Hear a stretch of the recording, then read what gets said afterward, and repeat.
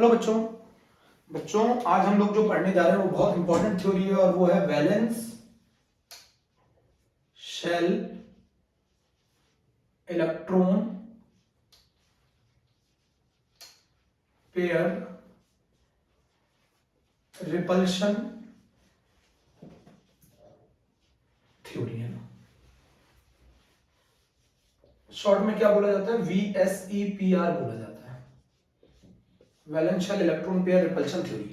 बच्चों दिक्कत क्या आई कि लुईस जो थे वो किसी भी मॉलिक्यूल की शेप को एक्सप्लेन नहीं कर पा रहे थे। मतलब लुईस कंसेप्ट जो था वो शेप ऑफ द मॉलिक्यूल नहीं बता पा रहा था, शेप ऑफ द मॉलिक्यूल नहीं बता पा रहा था Lewis concept. Lewis concept was unable to explain the shape of the molecule. तो एक थ्योरी आई जिसे कहा गया valence shell electron pair repulsion theory. बच्चों पहली चीज समझो कि लुईस का concept was unable to explain the shape of the molecule, then one theory comes known as valence shell electron pair repulsion theory, और इस थ्योरी ने हमें शेप ऑफ द मॉलिक्यूल के बारे में बताया। किसके बारे में बताया? Shape of the covalent molecule. बच्चों शेप ऑफ कोवेलेंट मॉलिक्यूल के बारे में इस थ्योरी ने बताया। शेप ऑफ कोवेलेंट मॉलिक्यूल के बारे में इस थ्योरी ने बताया। बच्चों बहुत इंपॉर्टेंट पॉइंट है ये थ्योरी जो थी। वैलेंस शेल के जो इलेक्ट्रॉन पेयर हैं, किसी भी एटम की जो वैलेंस शेल है उसके जो इलेक्ट्रॉन हैं वो दो तरीके के पेयर बनाते हैं, एक बॉन्ड पेयर, एक non bonded pair. Non bonded pair को आप लोग लोन पेयर भी कह सकते हैं। और ये वैलेंस शेल के जो इलेक्ट्रॉन है उनके रिपल्सिव इंटरेक्शन के ऊपर बेस्ड है ये थ्योरी। बच्चों एनसीईआरटी क्या कहती है? Repulsive interaction of the electron pair in the valence shell of the atom. ये थ्योरी जो बेस्ड है ये रिपल्सिव इंटरेक्शन पे बेस्ड है। किनके? वैलेंस शेल के इलेक्ट्रॉन पेयर जो होते हैं किसी भी एटम के अंदर। वैलेंस शेल में जो इलेक्ट्रॉन होते हैं वो दो तरीके के पेयर बनाते हैं, एक बॉन्ड पेयर, एक लोन पेयर, और इनके रिपल्सिव इंटरेक्शन के ऊपर बेस्ड है ये थ्योरी। और ये थ्योरी दी थी सर सिडविक ने और पॉवेल ने।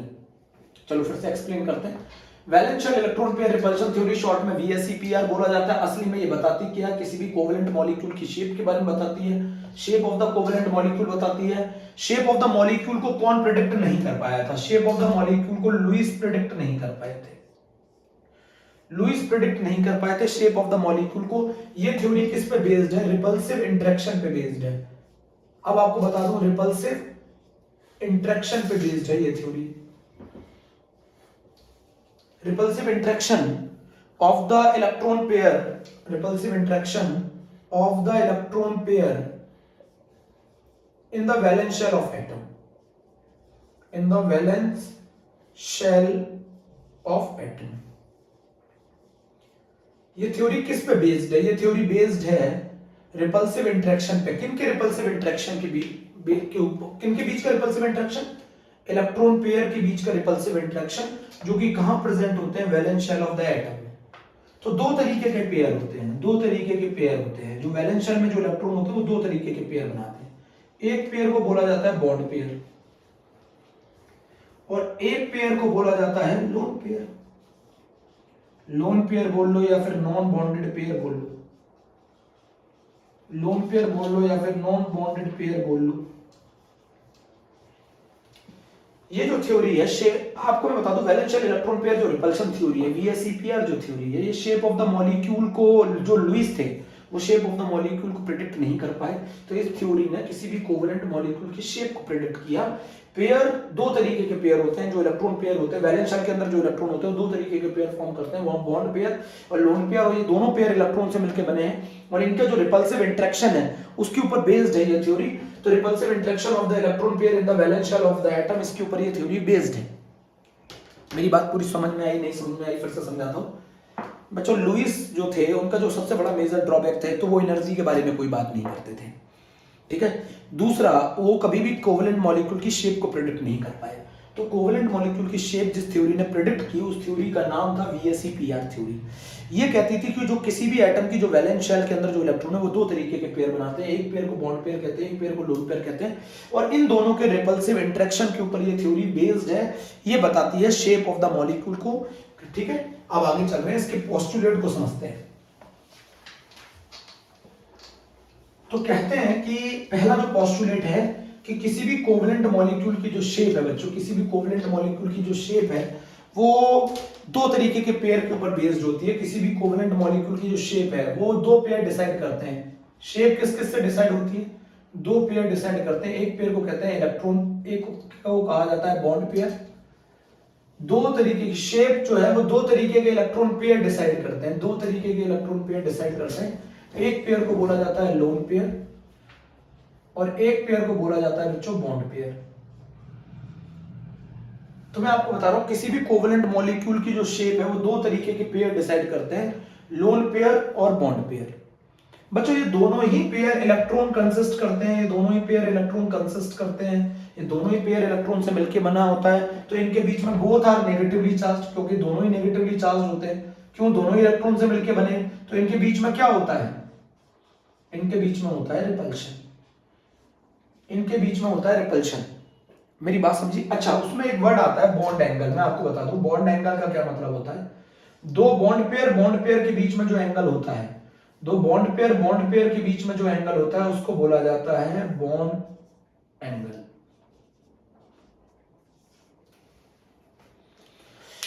बॉन्ड एंगल का मतलब होता है जो दो बॉन्ड पेयर के बीच में जो एंगल होता है उसको बोला जाता है बॉन्ड एंगल। मेरी बात सुनी बहुत ध्यान से। दो बॉन्ड पेयर के बीच में जो एंगल होता है उसको बोला जाता है बॉन्ड एंगल। पहला पोस्टुलेट ये कहता है इस थ्योरी का कि किसी भी कोवलेंट मॉलिक्यूल की जो शेप है वो दो तरीके के पेयर पे डिसाइड होती है। एक लोन पेयर एयर नहीं, लोन पेयर है ना, सॉरी, लोन पेयर, ठीक है, लोन पेयर और एक बॉन्ड पेयर। और ये जितने भी इलेक्ट्रॉन पेयर होते हैं, इन इलेक्ट्रॉन पेयर के बीच में क्या होता है बच्चों? रिपल्शन होता है। क्यों होता है? क्योंकि ये दोनों पेयर कैसे चार्ज होते हैं? नेगेटिव चार्ज होते हैं। नेगेटिव चार्ज किसकी बदौलत होते हैं? इलेक्ट्रॉन की बदौलत होते हैं। तो पहला पोस्टुलेट समझ में आया। पहला पोस्टुलेट है किसी भी कोवलेंट मॉलिक्यूल की जो शेप है वो दो तरीके के इलेक्ट्रॉन पेयर पे बेस्ड है, एक तो लोन पेयर और एक बॉन्ड पेयर। दूसरा कहते हैं इन पेयर के बीच में क्या होता है? रिपल्शन होता है, क्योंकि ये दोनों नेगेटिवली चार्ज होते हैं। हमें इस रिपल्शन को मिनिमाइज करना होता है। इस रिपल्शन को मिनिमाइज करना होता है। बोलेंगे रिपल्शन को मिनिमाइज क्यों करते हैं? ताकि पोटेंशियल एनर्जी कम हो और डिस्टेंस को मैक्सिमाइज करना होता है। हमें इन इलेक्ट्रॉन पेयर को इस तरीके से अरेंज करना है स्पेस में, हमको इन इलेक्ट्रॉन पेयर को इस तरीके से अरेंज करना है स्पेस में कि इनके बीच में होने वाला रिपल्शन कम हो और इनके बीच में स्टेबिलिटी ज्यादा हो, डिस्टेंस मैक्सिमाइज हो।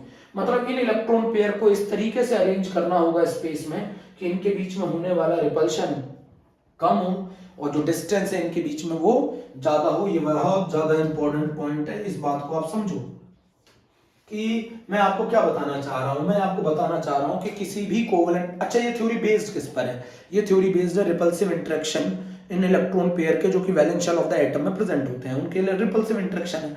ये थ्योरी दी थी सर सिडविक और पॉवेल ने। ये थ्योरी ये कहती थी कि जो किसी भी कोवलेंट मॉलिक्यूल की जो शेप है वो इलेक्ट्रॉन पेयर पे डिपेंड करती है और ये इलेक्ट्रॉन पेयर दो तरीके के होते हैं, एक लोन पेयर और एक बॉन्ड पेयर। दूसरा, ये इलेक्ट्रॉन पेयर एक दूसरे को रिपेल करते हैं। जो वैलेंस शेल में जो इलेक्ट्रॉन वैलेंस शेल के इलेक्ट्रॉन पेयर है, वैलेंस शेल के अंदर जो इलेक्ट्रॉन पेयर होते हैं एक दूसरे को क्या करते हैं? रिपेल करते हैं। क्यों रिपेल करते हैं? क्योंकि दोनों पेयर नेगेटिवली चार्ज होते हैं। सारे इलेक्ट्रॉन पेयर नेगेटिवली चार्ज होते हैं। सारे इलेक्ट्रॉन पेयर नेगेटिवली चार्ज क्यों होते हैं? इलेक्ट्रॉन की वजह से। इनके बीच में क्या होता है? रिपल्शन। हमें इन रिपल्शन को मिनिमाइज करना होता है, उनके डिस्टेंस को मैक्सिमाइज करना होता है।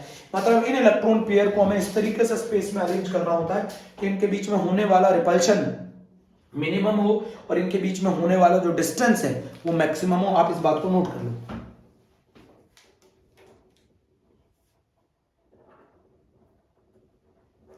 जब ये बात समझ में आ गई आपकी, तो मैं आपको क्या बताना चाहता हूं, किसी भी कोवलेंट मॉलिक्यूल की जो शेप है वो दो इलेक्ट्रॉन पेयर के ऊपर बेस्ड होती है। इन इलेक्ट्रॉन पेयर के बीच में क्या होता है? रिपल्शन। अच्छा, ये इलेक्ट्रॉन पेयर है किसके? वैलेंस शेल के।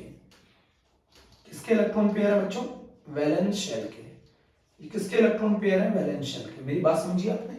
तो मैं आपको क्या बताना चाहता हूं, किसी भी कोवलेंट मॉलिक्यूल की जो शेप है वो इलेक्ट्रॉन पेयर के ऊपर डिसाइड करती है। कौन? किसके इलेक्ट्रॉन पेयर? वैलेंस शेल के इलेक्ट्रॉन पेयर। अब ये पेयर दो तरीके के होते हैं, एक नॉन बॉन्डेड पेयर जिसको हम लोन पेयर कहते हैं और एक होता है बॉन्ड पेयर। इनके पेयर के बीच में क्या होता है? रिपल्शन। क्यों होता है इनके बीच में repulsion? Because both are negatively charge. ये सारे पेयर इलेक्ट्रॉन से बने होते हैं इसलिए नेगेटिवली चार्ज होते हैं। इन पेयर के बीच में होता है रिपल्शन। हमें इस रिपल्शन को मिनिमाइज करना होता है और डिस्टेंस को मैक्सिमाइज करना होता है। आप इस बात को समझो। हमें इस रिपल्शन को मिनिमाइज करना होता है, डिस्टेंस को मैक्सिमाइज करना होता है। मेरी बात समझ गए आप लोग? रिपल्शन को मिनिमाइज करना होता है, डिस्टेंस को मैक्सिमाइज करना होता है। रिपल्शन जितना मिनिमम होगा उतना पोटेंशियल एनर्जी कम होगी, जितनी पोटेंशियल एनर्जी कम होगी स्टेबिलिटी उतनी ज्यादा होगी। तो किसी भी कोवेलेंट मॉलिक्यूल की जो शेप है वो इलेक्ट्रॉन पेयर के ऊपर बेस्ड है। ये इलेक्ट्रॉन पेयर दो तरीके के होते हैं, एक बॉन्ड पेयर, एक लोन पेयर। इन इलेक्ट्रॉन पेयर के बीच में क्या होता है? रिपल्शन होता है। हमें इस रिपल्शन को मिनिमाइज करना होता है, उनके बीच में डिस्टेंस बढ़ाना होता है। ये थ्योरी यही कहती है। अब बच्चों इसका सबसे ज्यादा इंपॉर्टेंट पॉइंट जो है वो ये है कि सबसे ज्यादा रिपल्शन जो होता है वो लोन पेयर के बीच में होता है। लोन पेयर के बीच में सबसे ज्यादा repulsion, then lone pair bond pair के बीच में, और देन सबसे कम रिपल्शन होता है बॉन्ड पेयर के बीच में। आप इस बात को समझो मेरी। जैसे मान लो ये एक एटम है ए, ये एक बी है और ये एक बी है मान लो, और ये रहा हमारा एक लोन पेयर है ना। अब मेरी बात समझो आप, ये जो बॉन्ड पेयर है ये कितने एटम के बीच में डिवाइडेड है बच्चों? ये बताओ, ये बॉन्ड पेयर कितने एटम के बीच में डिवाइडेड है? ये जो बॉन्ड पेयर है ये दो एटम्स के बीच में डिवाइडेड है। ये बॉन्ड पेयर जो है ये दो एटम्स के बीच में डिवाइडेड है, जिसकी वजह से ये बॉन्ड पेयर जो है ये दो एटम्स के बीच में डिवाइडेड है, जबकि लोन पेयर सिर्फ एक ही एटम पर ये सिचुएटेड है। लोन पेयर किसके ऊपर है? सिर्फ एक ही एटम पर सिचुएटेड है, ए पर। और जो बॉन्ड पेयर है वो ए और बी दोनों के बीच में डिवाइडेड है। तो मुझे बताओ किसने ज्यादा जगह कवर कर रखी होगी? तो लोन पेयर की जो इलेक्ट्रॉन डेंसिटी है वो सिर्फ ए पे सिचुएटेड है, जबकि बॉन्ड पेयर की जो इलेक्ट्रॉन डेंसिटी है वो दो एटम्स के बीच में डिवाइडेड है, ए और बी के बीच में। तो आपको बताओ किसने ज्यादा जगह घेर रखी होगी? लोन पेयर ने ज्यादा जगह घेर रखी होगी, क्योंकि वो एक ही एटम पे सिचुएटेड है। ये दो एटम के बीच में डिवाइडेड है, तो ये निठल्ले हैं बच्चों, ये बिजी लोग हैं। ये दो एटम्स के बीच में डिवाइडेड है, ये फ्री है टोटली। ये लोन पेयर है, ये बॉन्ड पेयर है, ये टोटली ए एटम पे सिचुएटेड है, ये ए और बी दोनों के बीच में डिवाइडेड है। तो आपको बता दो इसीलिए ज्यादा जगह कवर करता है कौन? लोन पेयर, जिसकी वजह से ज्यादा स्पेस कवर करने के कारण उसका रिपल्शन ज्यादा होता है। ये कम स्पेस कवर करता है क्योंकि ये दो एटम्स के बीच में डिवाइडेड है। ये ज्यादा स्पेस कवर करता है क्योंकि ये एक ही एटम पे सिचुएटेड है, सेंट्रल एटम पे। असली में जो ये लोन पेयर बॉन्ड पेयर होते हैं ये किसके होते हैं बच्चों? ये सेंट्रल एटम के होते हैं, अटैच एटम के नहीं। तो सेंट्रल एटम के जो इलेक्ट्रॉन पेयर हैं वो डिसाइड करते हैं shape of the covalent molecule. जो सेंट्रल एटम के इलेक्ट्रॉन पेयर है वो डिसाइड करते हैं shape of the covalent molecule. किसी भी कोवेलेंट मॉलिक्यूल की जो शेप है, कोवेलेंट मॉलिक्यूल की जो शेप है वो कौन डिसाइड करता है? आपके सेंट्रल एटम के इलेक्ट्रॉन पेयर डिसाइड करते हैं। और ये सेंट्रल एटम के जो ये इलेक्ट्रॉन पेयर हैं इनके बीच में क्या होता है बच्चों? रिपल्शन होता है। क्यों होता है रिपल्शन? क्योंकि ये दोनों इलेक्ट्रॉन से बने होते हैं, इसीलिए नेगेटिवली चार्ज होते हैं। तीसरा पॉइंट है, इन इलेक्ट्रॉन पेयर को हमें इस तरीके से अरेंज करना होता है स्पेस में, इस तरीके से अरेंज करना होता है स्पेस में कि इनके बीच में होने वाला रिपल्शन मिनिमम हो, मिनिमम रिपल्शन हो और मैक्सिमम डिस्टेंस हो। ये इसके पॉइंट्स हैं। बॉन्ड पेयर के बीच में जो एंगल होता है उसको बॉन्ड एंगल बोला जाता है, मतलब ये एंगल हो गया बॉन्ड पेयर के बीच में। दूसरा जो रिपल्शन है वो सबसे ज्यादा लोन पेयर में होता है, फिर लोन पेयर बॉन्ड पेयर में होता है, फिर बॉन्ड पेयर में होता है। मेरी बात समझिए, सबसे ज्यादा रिपल्शन लोन पेयर में होता है, then lone pair bond pair में होता है, देन बॉन्ड पेयर में होता है। लोन पेयर में सबसे ज्यादा रिपल्शन इसलिए होता है क्योंकि जो लोन पेयर है वो एक ही एटम पे सिचुएटेड है, एक ही एटम पे होने के कारण वो ज्यादा स्पेस कवर करते हैं, ज्यादा स्पेस कवर करते हैं तो ज्यादा झगड़ा करते हैं, मतलब ज्यादा रिपल्शन करते हैं। जो बॉन्ड पेयर है वो दो एटम के बीच में डिस्ट्रीब्यूटेड है, वो कम स्पेस कवर करता है, कम रिपल्शन करता है। तो लोन पेयर बट बेटा ये रिपल्शन होने के लिए मिनिमम दो लोन पेयर तो चाहिए, मिनिमम दो लोन पेयर तो रिक्वायर्ड है इस रिपल्शन को होने के लिए। लोन पेयर रिपल्शन होने के लिए कम से कम दो लोन पेयर की आवश्यकता होती है, दो लोन पेयर की आवश्यकता होती है, दो लोन पेयर की आवश्यकता होती है, मिनिमम दो लोन पेयर की आवश्यकता होती है लोन पेयर रिपल्शन करने के लिए। तो सबसे ज्यादा झगड़ा कौन करते हैं? लोन पेयर करते हैं, then lone pair bond pair करते हैं, और सबसे कम बॉन्ड पेयर करते हैं। इस बात को आप समझ लो। दूसरी बात मैं यहाँ पर एक बहुत इंपॉर्टेंट बताना चाहूंगा, अगर बच्चों यहां पर लिखना हो if loan pair is present, अगर लोन पेयर प्रेजेंट है, if loan pair is present then there is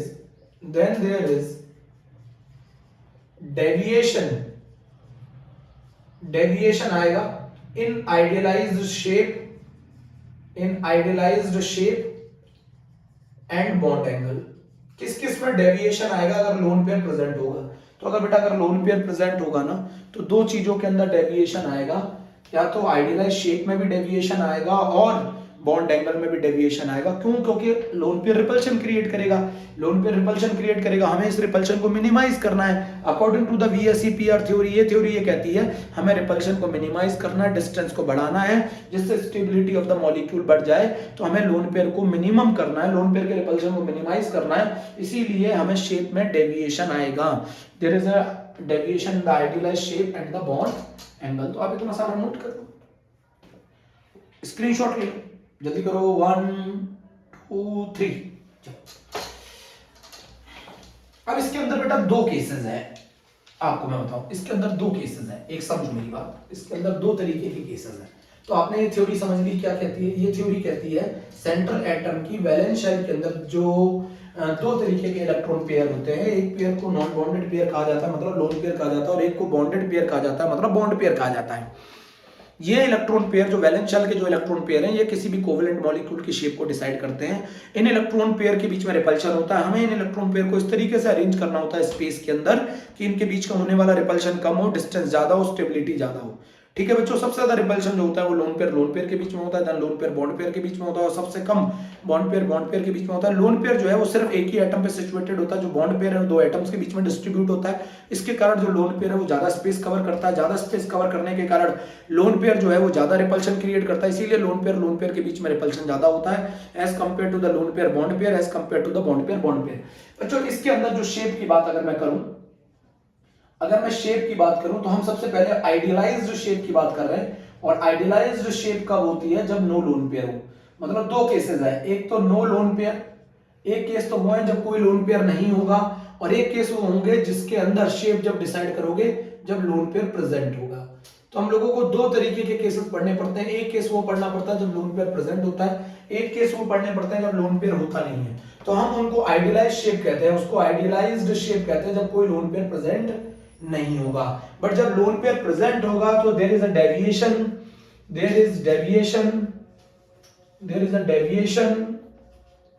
in idealised shape. Idealised shape और बॉन्ड एंगल में डेविएशन होगा, एंड बॉन्ड एंगल और आइडियलाइज्ड शेप में डेविएशन होगा अगर लोन पेयर प्रेजेंट होगा। तो दो केसेस हैं अगर हम बात करें शेप के। एक केस वो है जब कोई लोन पेयर प्रेजेंट नहीं होगा, और एक केस वो है जब लोन पेयर प्रेजेंट होगा। जब लोन पेयर प्रेजेंट होगा तो डेविएशन होगा, there is an deviation in the idealised shape and the bond angle, और जब लोन पेयर प्रेजेंट नहीं होगा तो कोई डेविएशन नहीं होगा। तो आज हम जो केसेस पढ़ रहे हैं बच्चों, वो केस पढ़ रहे हैं।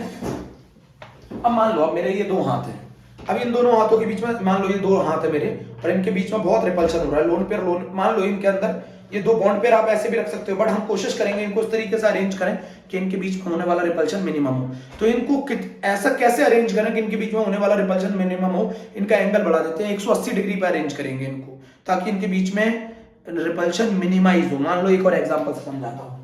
आप चाहते, जैसे अगर आप मानो आप चाहते तो CO2 ऐसे भी बना सकते थे, ऐसे एंगल कितना होता है 90 डिग्री। बट अगर इन ऑक्सीजन को मैं 180 डिग्री पे अरेंज कर दूं तो इनके बीच में होने वाला रिपल्शन मिनिमम हो जाएगा। बोलो समझो, ऐसा क्यों किया? इसको ये वाला गलत है और ये वाला केस सही है, तो ऐसा क्यों कर रहे हैं? हमें इस तरीके से अरेंज करना है स्पेस में कि इनके बीच में होने वाला रिपल्शन कम हो जाए और डिस्टेंस जो है वो इनके बीच में क्या हो जाए बेटा, ज्यादा हो जाए। There is a minimum repulsion and maximised distance between them. तो पहले केसेस वो ले रहे हैं जिसके अंदर कोई लोन पेयर नहीं होगा, पहले केसेस वो ले रहे हैं जब कोई लोन पेयर नहीं होगा। ये थ्योरी ये कहती है कि डबल बॉन्ड को भी एक सिंगल इलेक्ट्रॉन पेयर की तरह कंसीडर किया जाए। ये थ्योरी ये भी कहती है कि अगर जो मल्टीपल बॉन्ड है उनको भी एक सिंगल इलेक्ट्रॉन पेयर की तरह कंसीडर किया जाए। समझ गए? मतलब उनको दो बॉन्ड पेयर नहीं माना जाएगा, सिंगल इलेक्ट्रॉन पेयर के फॉर्म में कंसीडर किया जाए। तो हम पहले केस में आपको बता रहे हैं जब कोई लोन पेयर प्रेजेंट नहीं होगा, no lone pair is present. तो आप इसको आइडियलाइज शेप भी कह सकते हो, ज्योमेट्री भी कह सकते हो, no lone pair is present, जब कोई लोन पेयर प्रेजेंट नहीं है। तो मान लो पहला केस ले लिया मैंने, ए सेंट्रल एटम है और बी अटैच एटम है। कितने अटैच एटम है बेटा? दो अटैच एटम है। इन दो अटैच एटम को हम कैसे लगाएं कि इनके बीच में होने वाला रिपल्शन मिनिमम हो जाए? 180 डिग्री पे लगा दो, बी 180 डिग्री पे लगा दो, और ये हो गया एंगल 180 डिग्री। बॉन्ड एंगल कितना हो गया बताओ जरा? शेप हो गई लीनियर, बॉन्ड एंगल कितना हो गया 180 डिग्री। एग्जाम्पल की बात कर रहे हैं, एग्जाम्पल की बात है CO2 हो गया, BeCl2 हो गया, ठीक है, CO2 हो गया, BeCl2 हो गया, HgCl2 हो गया। बताओ बेरिलियम के आउटर मोस्ट शेल में 2 इलेक्ट्रॉन होते हैं, एक Cl के साथ शेयर किया, एक Cl के साथ। बताओ कितने अटैच एटम है? 2 अटैच एटम है। कोई लोन पेयर है? नहीं है। कितने डिग्री पे लगाओगे? 180 डिग्री पे लगाओगे। इनके बीच में होने वाला रिपल्शन मिनिमम होगा। एक सेंट्रल एटम और 2 अटैच एटम आ जाए, 2 अटैच एटम आ जाए, कोई लोन पेयर ना हो, 2 अटैच एटम आ जाए, कोई लोन पेयर ना हो सेंट्रल एटम के पास, ये दोनों अटैच एटम 180 डिग्री पे लगेंगे। मान लो आप कैसे पहचानोगे ये केस है? सेंट्रल एटम, 2 अटैच एटम आ गए, 2 अटैच एटम आ गए, कोई लोन पेयर नहीं है, तो उनको कितने डिग्री पे अरेंज करना है? 180 डिग्री पे अरेंज करना है। जैसे CO2, 2 अटैच एटम है ऑक्सीजन, कितने डिग्री पे अरेंज करोगे? 180 डिग्री पे। इनके बीच में होने वाला रिपल्शन मिनिमम है। तो AB2 का केस ले लिया, bond angle 180 degree, example CO2, BeCl2, HgCl2। सुन लिया ध्यान से। अगला केस बेटा मैं ले रहा हूं AB3। AB3, अब AB3 ज्योमेट्री कैसी है आप समझो मेरी बात। AB3 ऐसा केस है, ये रहा ट्रायगोनल प्लेनर, दिख रहा है ना आपको ट्रायगोनल प्लेनर? ये ट्रायगोनल प्लेनर है, ट्रायगोनल प्लेनर है। एंगल कितना है बेटा? 120 डिग्री। ट्रायगोनल प्लेनर है, प्लेनर का मतलब होता है एक ही प्लेन में। आप ऐसे समझो, ऐसे ऐसे, अब ऐसे समझो, ऐसे ऐसे, 120 डिग्री एंगल है ना। मान लो 3 अटैच एटम है, कोई लोन पेयर नहीं है, तो वो 3 अटैच एटम को कैसे लगाओगे कि इनके बीच में रिपल्शन मिनिमम हो? 3 एटम को लगाओगे 120 डिग्री पे, ये रहा, इन 3 एटम को 120 डिग्री पे लगाओगे, जिसके वजह से इनका रिपल्शन मिनिमम हो। This is called trigonal planar. क्या कहेंगे बेटा इसको? ट्रायगोनल प्लेनर, इसको कहेंगे ट्रायगोनल प्लेनर। और इनके बीच में जो एंगल होगा होगा 120 डिग्री। एग्जांपल बोलो बेटा, एक तो एग्जांपल है SO3, एक एग्जांपल है BF3, एक एग्जांपल है कार्बोनेट। अब बताओ, सल्फर के पास 6 इलेक्ट्रॉन होते हैं, 2 इस ऑक्सीजन के साथ, 2 इस ऑक्सीजन के साथ, 2 इस ऑक्सीजन के साथ। क्या कोई लोन पेयर है? नहीं है। कितने एटम अटैच? 3 अटैच एटम को कैसे लगाओगे कि इनके बीच में एंगल मिनिमम 120 डिग्री पे? बड़े आसान है केस। BF3 दे दूं, एक बोरोन है, एक फ्लोरीन है, एक फ्लोरीन है, एक फ्लोरीन है, इनके बीच में होने वाला रिपल्शन मिनिमम होगा। कितने डिग्री पे अरेंज करोगे? बड़ा आसान है, 120 डिग्री पे। अच्छा, आप कैसे पहचानोगे? 3 अटैच एटम है, कोई लोन पेयर नहीं है, कितने डिग्री पे अरेंज किया जाए कि इनके बीच में होने वाला रिपल्शन मिनिमम हो? बच्चों स्क्रीनशॉट ले लो, स्क्रीनशॉट ले लो जल्दी से। तो AB2 का केस कर लिया। अगर आपके पास 2 अटैच एटम है, कोई लोन पेयर नहीं है, उनको 180 डिग्री पे लगाओ। अगर आपके पास 3 अटैच एटम है, कोई लोन पेयर नहीं है, तो उसको 120 पे लगाओ। बेटा इस केस में जो शेप है और जो ज्योमेट्री है वो एक ही है। इस केस में अगर मैं इनकी बात करूं, इन केसेस की बात करूं जिनके अंदर कोई लोन पेयर नहीं है, तो उनके अंदर शेप कह लो या ज्योमेट्री कह लो, बात एक ही है। शेप या ज्योमेट्री एक ही चीज है, ठीक है। तो एक तो केस हो गया लीनियर, एक केस हो गया ट्रायगोनल प्लेनर। जरा समझो, तो केसेस हो गए 120 डिग्री पे अरेंज करेंगे। जल्दी बोलो, जल्दी से ले लो स्क्रीनशॉट, ठीक है। आप चलो, ठीक है बच्चों, ये थ्योरी ये कहती थी कि जो किसी भी कोवलेंट मॉलिक्यूल की जो शेप है वो इलेक्ट्रॉन पेयर पे बेस्ड है। और वो इलेक्ट्रॉन पेयर 2 तरीके के हो सकते हैं, एक लोन पेयर हो सकता है, एक बॉन्ड पेयर हो सकता है। लोन पेयर के बीच में होने वाला रिपल्शन सबसे ज्यादा होता है, लोन पेयर बॉन्ड पेयर के बीच में होने वाला रिपल्शन कम होता है। देन किसके बीच में होता है? बॉन्ड पेयर के बीच में। अब बात आती है सबसे पहले कि हमने 2 केसेस पढ़ लिए हैं। अब 2 केसेस के बाद हमारा जो थर्ड केस है वो केस है बेटा AB4, मतलब कोई लोन पेयर नहीं है, आइडियलाइज शेप बोलो, ज्योमेट्री बोलो, कोई लोन पेयर नहीं है, और कितने अटैच एटम है? 4। तो इस शेप को बोला जाता है टेट्राहेड्रल। टेट्राहेड्रल, टेट्राहेड्रल मतलब 4 फेसेस, बी बी बी और बी। टेट्राहेड्रल बनाने के लिए आपको कितने अटैच एटम चाहिए? 4 अटैच एटम चाहिए। और कितने डिग्री पे अरेंज होने चाहिए? 109 डिग्री 28 मिनट पे अरेंज होने चाहिए। मतलब ये बॉन्ड एंगल कितना होता है इसके अंदर? 109 डिग्री 28 मिनट। कैसे पहचान करोगे? यही केस है। AB4 के अंदर एक सेंट्रल एटम है, 4 अटैच एटम है, कोई लोन पेयर नहीं है, 109 डिग्री 28 मिनट का केस है। Angle, bond angle 109 degree 28 minute है। बॉन्ड एंगल कितना बेटा? 109 डिग्री 28 मिनट है बॉन्ड एंगल। शेप का नाम क्या बेटा? शेप का नाम बता दो जल्दी से मेरे प्यारे बच्चों। टेट्राहेड्रल। 3 डायमेंशनल ज्योमेट्री है बच्चों, बोर्ड पे नहीं दिखाई जा सकती क्योंकि बोर्ड 2D को बताता है। अब आपको मैं बताता हूं, आप जरा देखना सही से अरेंज करके। बच्चों ये केस ऐसा है, ये बच्चों ऐसा केस है, जरा समझो, ये ऐसा केस है टेट्राहेड्रल। जो ये एक बॉन्ड पेयर है, ये पीछे की तरफ है, बोर्ड पे ये पीछे की तरफ है, ये वाली लाइन जो मैं बता रहा हूँ ना, ये पीछे की तरफ है, ऐसे टेट्राहेड्रल। ये एंगल जो है ना 109 डिग्री 28 मिनट का एंगल है, ये वाला, ये एंगल 109 डिग्री 28 मिनट का है, AB4। तो अगर आपके पास 4 बॉन्ड पेयर आ जाएं, 4 अटैच एटम आ जाएं और कोई लोन पेयर ना हो, तो कितने डिग्री पे अरेंज करोगे? जैसे एग्जांपल हो गया CH4 हो गया, CCl4 हो गया, SO4-2 हो गया, ये सब इसके एग्जांपल है टेट्राहेड्रल।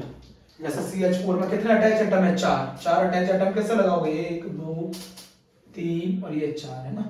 ये वाले पीछे की तरफ होता है, सभी को सभी से जोड़ दो, टेट्राहेड्रल बन जाएगा। टेट्राहेड्रल सभी को जोड़ दो, सभी को सभी से जोड़ दो, टेट्राहेड्रल केस है। 109 डिग्री 28 मिनट का बॉन्ड एंगल होता है, 109 डिग्री 28 मिनट का बॉन्ड एंगल होता है बच्चों, 109 डिग्री 28 मिनट का बॉन्ड एंगल होता है AB4।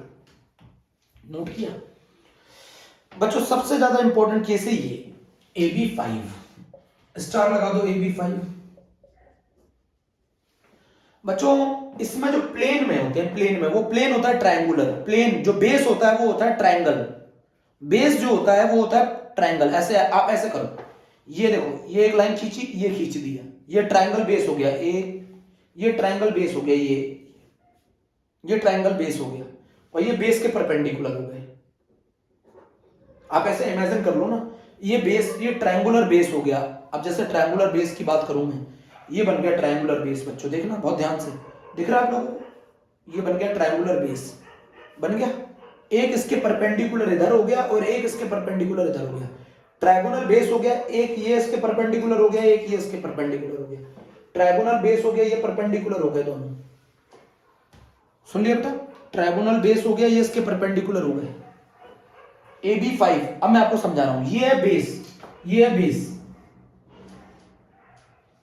ये बेस है, ये रहा A, ये रहा B, ये रहा B और ये रहा B, ये बेस है। इनके बीच में एंगल बताओ कितना है? ये एंगल है 120 डिग्री, ठीक है।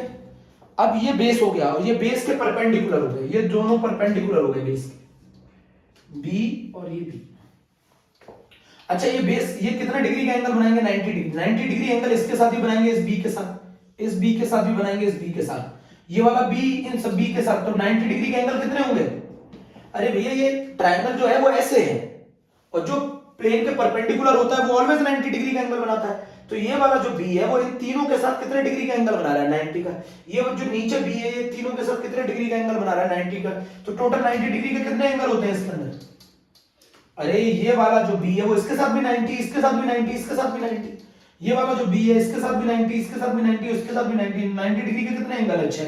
120 डिग्री के कितने एंगल है? बोलो 3। 90 डिग्री के एंगल है 6 और 120 डिग्री के एंगल है जो 3। 90 डिग्री के एंगल जो है वो है 6 और 120 डिग्री के एंगल है कितने हैं? 3। बेटा ये प्लेन में है, ये प्लेन में है, ये प्लेन में है, और ये प्लेन के परपेंडिकुलर है, ये प्लेन के परपेंडिकुलर है और ये प्लेन में है, ये प्लेन में है और ये प्लेन के परपेंडिकुलर है। इस शेप को बोला जाता है ट्रायगोनल बाय पिरामिडल। इस शेप को क्या बोला जाता है? ट्रायगोनल। बेटा जो प्लेन के परपेंडिकुलर होते हैं वो तो ऑलवेज एक ही एंगल बनाते हैं 90 डिग्री। परपेंडिकुलर का मतलब ही ट्रायगोनल बाय पिरामिडल, ठीक है। कितने डिग्री, कितने एंगल होते हैं इसके अंदर? दो तरीके के एंगल होते हैं, 90 डिग्री और 120 डिग्री। इस पोजीशन को, इन तीन पोजीशन को जिन पे मैंने सर्कल लगा रखा है, ये जो तीन एंगल होते हैं इनको बोला जाता है इक्वेटोरियल बॉन्ड। इन बॉन्ड को बोला जाता है इक्वेटोरियल बॉन्ड। जो 120 डिग्री पे होते हैं इनको बोला जाता है इक्वेटोरियल बॉन्ड, और जो 90 डिग्री पे होता है इसको बोला जाता है एक्सियल बॉन्ड। जो 90 डिग्री पे होते हैं उनको बोला जाता है एक्सियल बॉन्ड। ये वाला एक्सियल बॉन्ड है, ये वाला बॉन्ड इक्वेटोरियल बॉन्ड है। इसके अंदर दोनों बॉन्ड बराबर नहीं होते, एक एक्सियल बॉन्ड होता है, एक इक्वेटोरियल बॉन्ड होता है। क्वेश्चन समझा रहा हूं, पहले इतना स्क्रीनशॉट ले। AB5 में 3 प्लेन में और 2 प्लेन के परपेंडिकुलर, इसीलिए जो प्लेन के परपेंडिकुलर होते हैं वो पिरामिड बनाते हैं। तो इस बार पिरामिड का बेस कैसा है? पिरामिड का बेस ट्रायंगुलर है।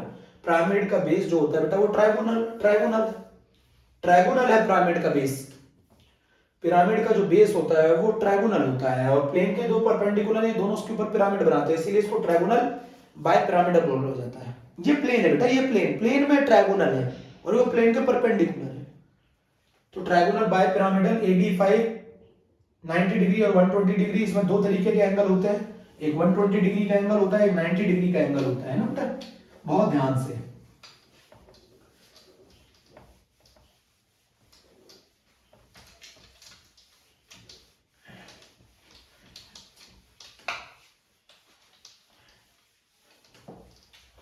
अब जरा मेरी बात समझो, बहुत ध्यान से सुनो। इसका एक बहुत इंपॉर्टेंट केस है जो बहुत ज्यादा पूछा जाता है, और वो है PCl5। क्या बेटा इसका एग्जांपल?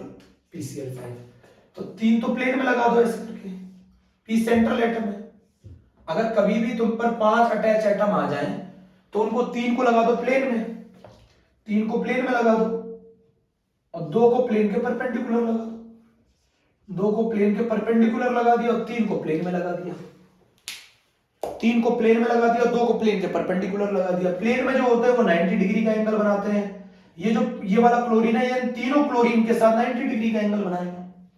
इनके बीच में एंगल क्या होता है? तो क्वेश्चन क्या पूछा जाता है? क्वेश्चन ये पूछा जाता है, are all the bonds in PCl5 is equal? Are all the bonds in PCl5 is equal? अब आंसर बताता हूं आपको मैं, आंसर सुनना बहुत ध्यान से। No, there are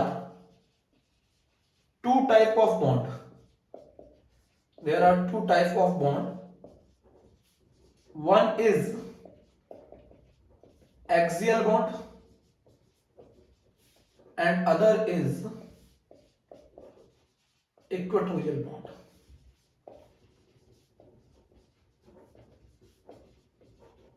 One is axial bond and other is equatorial bond. Axial bond are longer and weaker than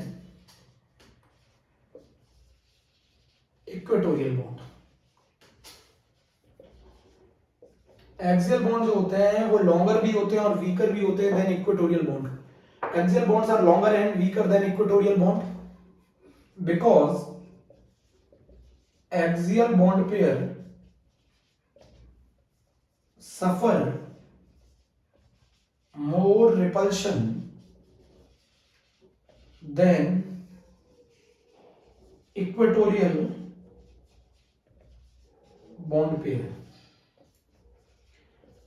Axial bond suffer more repulsion than equatorial bond pair. क्यों? एक्सियल बॉन्ड ज्यादा repulsion feel करते हैं और ज्यादा repulsion feel करेंगे तो longer होंगे तो वीकर होंगे। अच्छा, इस बात का प्रूफ क्या है? इस बात का प्रूफ ये है कि अगर मैं PCl5 को हीट कर दूं तो ये टूट जाता है, PCl3 + Cl2 में कौन से बॉन्ड टूट जाएंगे? ये एक्सियल बॉन्ड टूट जाएंगे क्योंकि ये वीकर होते हैं एज वेल एज लॉन्गर होते हैं। अच्छा, अब ज्यादा रिपल्शन कैसे फील करते हैं? मान लो इस बताओ, इस क्लोरीन को 90 डिग्री से कितना रिपल्शन फील हो रहा है? इस क्लोरीन को 90 डिग्री से कितना रिपल्शन फील हो रहा है? इससे फील हो रहा है 90, इससे फील हो रहा है 90, मतलब इस क्लोरीन को 90 डिग्री से 2 रिपल्शन फील हो रहे हैं। बट इस क्लोरीन को 90 डिग्री से कितने रिपल्शन फील हो रहे हैं? 3। भाई इस क्लोरीन को 90 डिग्री पर ये नीचे वाला रिपल कर रहा है और ये कर रहा है रिपल 90 डिग्री से, बट इस क्लोरीन को 90 डिग्री से कितने रिपल कर रहे हैं? 1 2 3, तो 3 रिपल्शन। किसको ज्यादा रिपल्शन फील हो रहा है? एक्सियल बॉन्ड वाले को। बेटा ये एक्सियल जो बॉन्ड वाला है, ये वाला क्लोरीन है, इसको ये भी रिपेल करेगा, ये भी रिपेल करेगा, ये भी रिपेल करेगा। तो इस वाले क्लोरीन को 90 डिग्री से 3 रिपल्शन फील हो रहे हैं, जबकि इस वाले क्लोरीन को जो इक्वेटोरियल पोजीशन पे है उसको 90 डिग्री से 2 रिपल्शन फील हो रहे हैं। जिसको ज्यादा रिपल्शन फील होगा उसकी लंबाई ज्यादा होगी, लंबाई ज्यादा होगी तो वो वीक होगा तो वो टूट जाएगा। इसीलिए एक्सियल बॉन्ड वीकर होते हैं एज वेल एज लॉन्गर होते हैं। तो एक्सियल बॉन्ड की लंबाई ज्यादा होती है as compare to equatorial bond से। बच्चों क्वेश्चन ये आता है, क्या PCl5 के अंदर सारे बॉन्ड बराबर हैं? आंसर है नहीं, PCl5 के अंदर सारे बॉन्ड बराबर नहीं है। उसके अंदर दो तरीके के बॉन्ड है, one axial and other is equatorial. और जो एक्सियल बॉन्ड है वो लॉन्गर होते हैं एज वेल एज वीकर होते हैं इक्वेटोरियल बॉन्ड से। क्यों होते हैं? क्योंकि एक्सियल बॉन्ड जो है वो ज्यादा रिपल्शन फील करता है as compare to the equatorial bond. ये वाला जो क्लोरीन है जो ऊपर एक्सियल पोजीशन पे 90 डिग्री से 3 रिपल्शन फील करता है, जबकि इक्वेटोरियल पोजीशन वाला जो क्लोरीन है वो 90 डिग्री से 2 रिपल्शन फील करता है। ये बात लिख लो।